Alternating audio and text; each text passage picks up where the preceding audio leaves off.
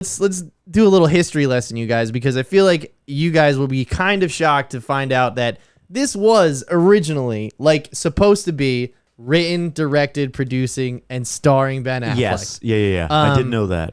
So the best Batman of all time. Yeah. You know, obviously Right, he got Shout out to the GOAT. so Shout out to the GOAT. you know, and so pretty much the story goes that after Justice League, after Dawn of Justice or whatever that fucking thing is, he was offered the responsibility of shepherding in a new era of Batman if he wanted to do it.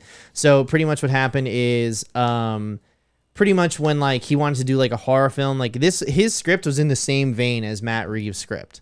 So like where it was like a built-in Gotham mythos, and it took a lot of inspiration from like the Arkham games where like it was already a living, breathing city and everything. So I feel like that's the lane that Reeves kind of adopted from his original script. Either way, Affleck, he began to have doubts about directing and starring. You know, imagine having to set up shots and then get in that suit and come back to set. Yeah. So he was like open to having someone else direct. He still produced, wrote, and starred in it. Fresh off of fucking Planet of the Apes for Warner Brothers. I remember at the time, I actually said, if there is one director I'd like to see pick up Batman with Ben Affleck, it's Matt Reeves.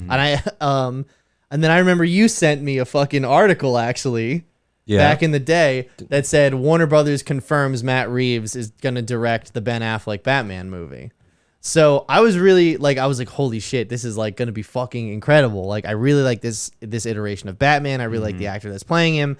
And I Batman fucking of all time. and I fucking love. Dan, you are muted. I fucking You have 30 seconds timeout. I fucking love Matt Reeves. Like I love those Apes movies. Yeah. So it all made sense. I love those apes. Those Give me a monkey Those movie. monkeys really got mad So, juices however, flowing. in January 2017, Affleck announced he was stepping down as director, but still planned to star and produce. He initially said he had stepped down to focus more on starring as Batman, but soon stated that he had been unable to get the script where he needed to be and felt that someone else should have a shot at it. He was just trying to get back with J-Lo.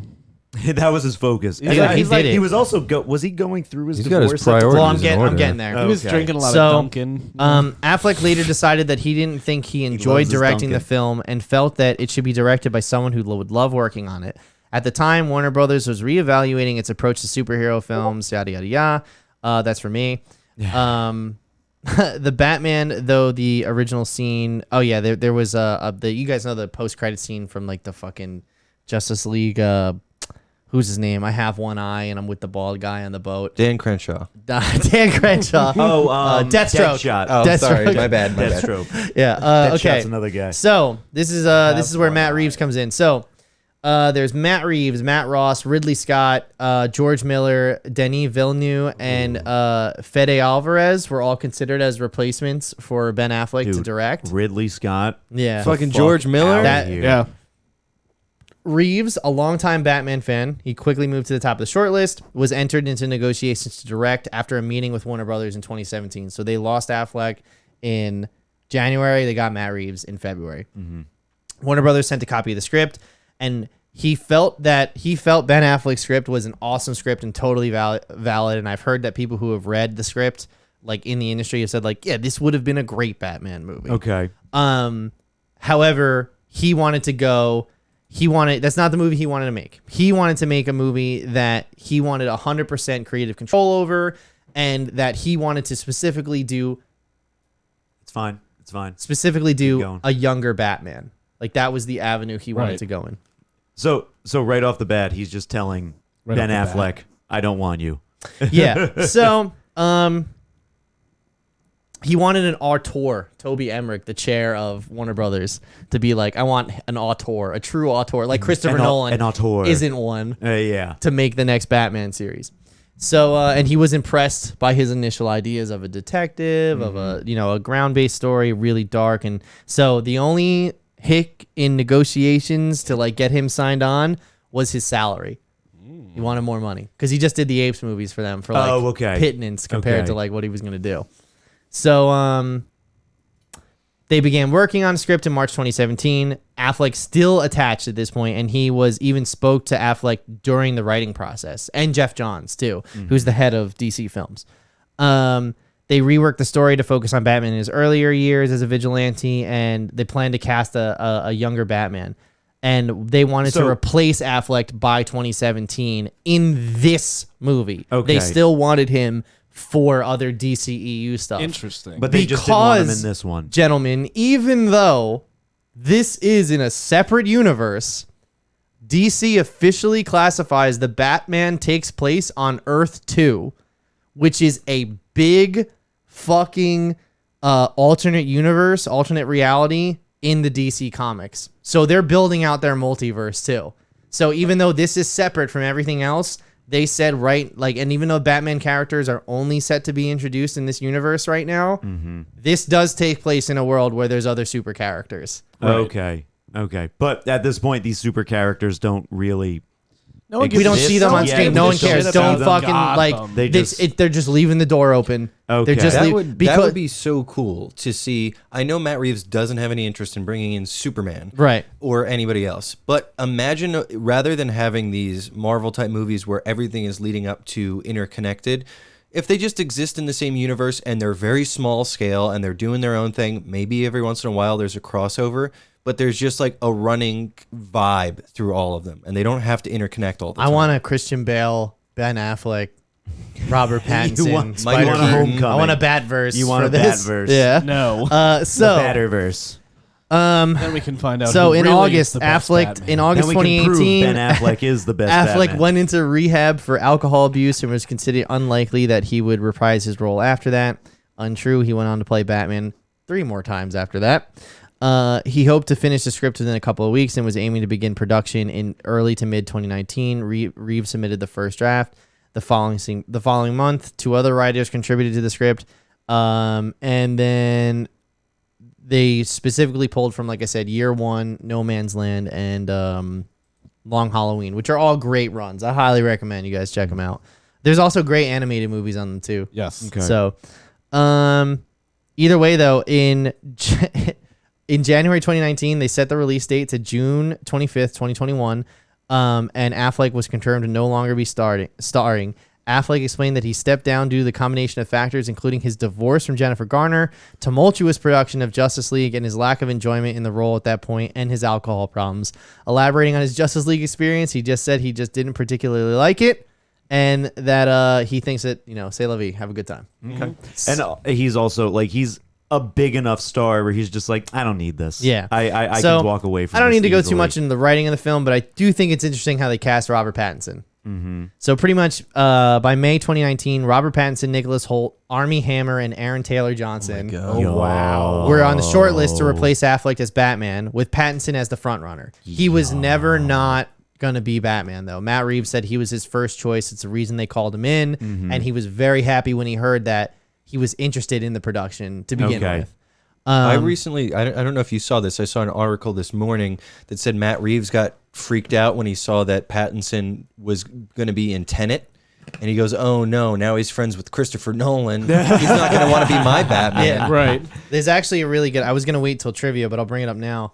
On the set of Tenet, Pattinson had to leave for a day, and he said he had a family emergency, right? Yeah, okay. And really, he was going to the screen test. This is all. We've all been there. You Yeah. got an interview for your new He job, goes, and I you got a have to take doctor's off from your old job. Pattinson I got had a to doctor's lie appointment. to Christopher Nolan about it, but Nolan, who is no stranger to Batman and Warner Brothers, immediately figured it out. He said, "It's fun." Pattinson quote said, "It's funny because Chris is so secretive about everything to do with his movies, and then I had to be really secretive about the Batman stuff. So I had to lie to Chris about having to go to the screen test. I said I had a family emergency."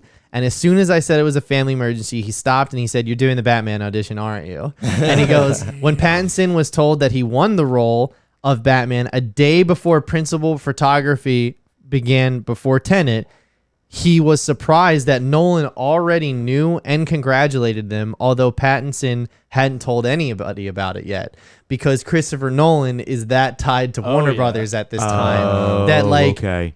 I'm positive that Christopher Nolan, he didn't do anything creatively or put his input in or anything, but I'm 100% sure he got updates on this project Yeah. because He had a he source. made the last definitive, Yeah. and he still worked with that studio when they Yeah. made it. Now he's over at Universal. Yeah. So, you know. And he probably had some type of a source as well who was just feeding him information. Dude, when you make that many movies, you're friends with the heads of the studio. They were probably sipping on fucking martinis in somebody's pool, and we're just like, "Hey, how's the new Batman movie? Hey, how's that coming along?" And then one of the Who are you producers, looking at for one of the it? producers who just isn't like, he's just there. He's just a body on the board. Yeah. He's like, "What's that?" You know. So either way, Reeves considered Pattinson. What is that? I don't know what sound? that is. Hold on. It's something. That's on your mic. I still hear it. I still hear it too. Oh. It's your computer. Oh, it is. Oh. Yeah. You can mute it if you want. Okay. Go ahead and just mute that There we channel. Yeah. Pretty much, Pattinson was, he was eschewed from large franchises after Twilight because he just didn't want to be in the limelight anymore. He also wasn't in Marvel movies, and that's what made him really attractive. Aaron Taylor Johnson had already been in something. Had already been in a Marvel movie, and Nicholas Hoult was playing Beast in all of the Fox X-Men movies. Okay. However, the reason that he was also considered is because people didn't really know what his face looked like because he was under all that makeup and CGI. So they wanted a really fresh. have a Batman face. Yeah. like- Yeah. I mean, ultimately they went with the guy who has the jaw for it. Like, Yeah. but Jawline more chiseled than his gutters. so Pattinson originally kept obsessing over it, checking up on the project. Matt Reeves actually said that his performance in another film he did in 2017 is what made him want him to be his Bruce Wayne. So all along, it was like these two were on a journey to find each Right. to find each other. And So were they together on the Batmobile on set? oh Is my that, god, That could have been what it was. and Matt Reeves is just trying to cover it up. Damn, all this time. Either way, though, Pattinson was cast and he got a salary of $3 million. Okay. So hey, man, $3 million to be Batman. It's not bad. That's pretty good. In his audition, he wore Val Kilmer's bat suit and he wore George Clooney's cowl. Oh, And I thought it was George at his Clooney's screen Batsuit. test, No. all the people who have been working on these costumes at Warner Brothers, they rolled out this big cage with all the suits in them, and they were just like, "All right, Get in the start cage. Get in the cage. and they just was like, "Start putting them on." Start figuring out what way. It's How do like you like the bat nipples? I think he mentioned that. money thing, like you get in the glass case and the money blows around. They do that, but with bat suit bat pieces, and you got to suits. grab whatever you can. Just get a hit in the face. So, some interesting casting choices. He trained in obviously Brazilian Jiu-Jitsu and everything, but here's the real fucking kicker. Originally, Colin Farrell wasn't supposed to be the Penguin. It was, He was supposed to be Catwoman. It was it was supposed to be Jonah Hill as the Penguin. What? Really? But That Jonah would've been Hill wanted great. $10 million and they wouldn't give it to him. Damn. What $10 million? How much did Holy Colin Farrell get? shit. Not 10 million, dude. Yeah. If Batman got 3 million, Colin Farrell probably Maybe got a the same. million? You think he got whatever. Maybe close. Yeah. But yeah, $10 million. Zoe Kravitz, this is her second time playing Catwoman because she voiced Catwoman in the Lego Batman movie. Oh, okay. So it was a perfect fit. And she auditioned for the character in The Dark Knight Rises, but was deemed to being too urban.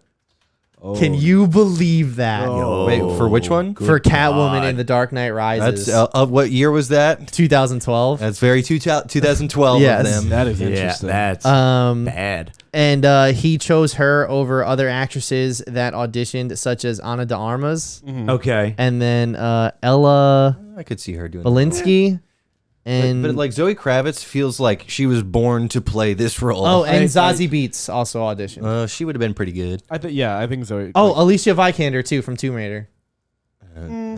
She's good. I like her. I She's don't- good in that movie. Zoe Kravitz did a great yeah. job. Clearly the best out of them. I like Ana de Armas. Yeah, she would have been good. I think she I would have just- been good, but I I don't know if just she would have Broken been. accent the entire time. No, I mean Zoe Kravitz has that like kind of like she's a lot more edgy. Yeah. Yeah. Yeah. That it She's works. got a little bit of Lenny Kravitz to her. Yeah. No pants ripping, showing the wiener. Hanging dong. Wiener. So yeah, pretty much that's how it all like this is how this all came together. Andy Serkis he cast because Alfred didn't have a big role in the script. And in between directing Venom 2, he had time to fill that out. They did all those movies together for years, Matt Reeves. And he Andy Serkis. played all those monkeys. He played all those monkeys. So like Andy Serkis really has sewn what is it, gold from straw? What is it? yeah. Like he really has turned being the mocap guy into a huge actor. It's amazing. It's almost like when you act in mocap, it's like, wow, he's actually a really good actor without the mocap. Crazy. Paul Dano was cast based off of his performance in Prisoners. Okay. Which I don't know if has everyone here seen? No, Oh my god, you have I know to watch it's amazing. Hugh Jackman is What if so you were like fucking it good based in on that his movie. performance in Love and Mercy? Based on his performance in Little Miss Sunshine. So 15 years ago. 15 years ago.